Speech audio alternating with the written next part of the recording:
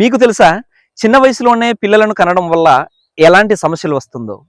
ఇలా కనడం వల్ల లాభాలు ఉన్నాయా, నష్టాలు ఉన్నాయా అనుకుంటే లాభాల కంటే నష్టాలే ఎక్కువ ఉన్నాయని అంటున్నారు. దీనికి సంబంధించి ఈ వీడియోలో డీటెయిల్‌గా చెప్తాను, జాగ్రత్తగా వినండి. 20 సంవత్సరాలు దాటిన తర్వాత గర్భం దాల్చితే మంచిది కాదని వైద్య నిపుణులు చెప్తున్నారు.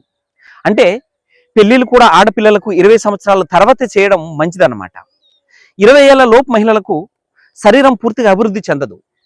ఈ వయసులో మహిళలు గర్భం దాల్చితే ప్రమాదాలు ఎక్కువగా ఉంటాయన్నమాట. ఇలాంటి వారికి రక్తహీనత, అధిక రక్తపోటు వంటి సమస్యలు రావచ్చు. ప్రసవ సమయంలో ఇబ్బంది పడే అవకాశాలు ఎక్కువగా ఉంటాయి. ఒక్కొక్కసారి ప్రాణాలు కూడా పోవచ్చు అనమాట.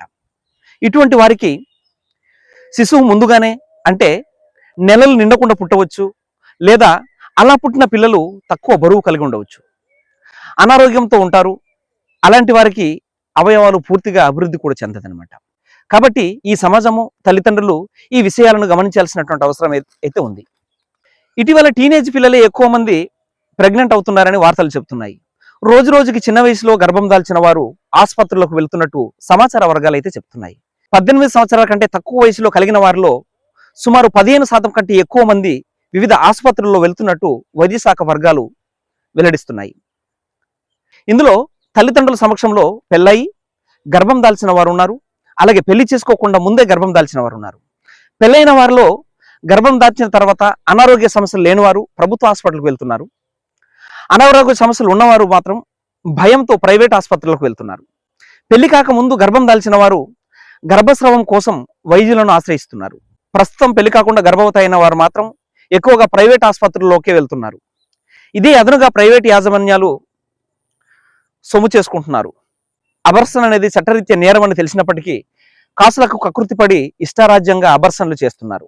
ఈ టీనేజ్ ప్రెగ్నెన్సీలు తగ్గించాలంటే ఏం చేయాలంటే ముఖ్యంగా బాల్య వివాహాలు అరికట్టాలి. ప్రేమ పేరుతో విర్రవీగుతున్న యువతి యువకులను కట్టడి చేయాలి. అంటే కౌమార దశలో జరిగే మార్పులు, మంచి చెడులు యువతి యువకులకు తెలియపరచాలి.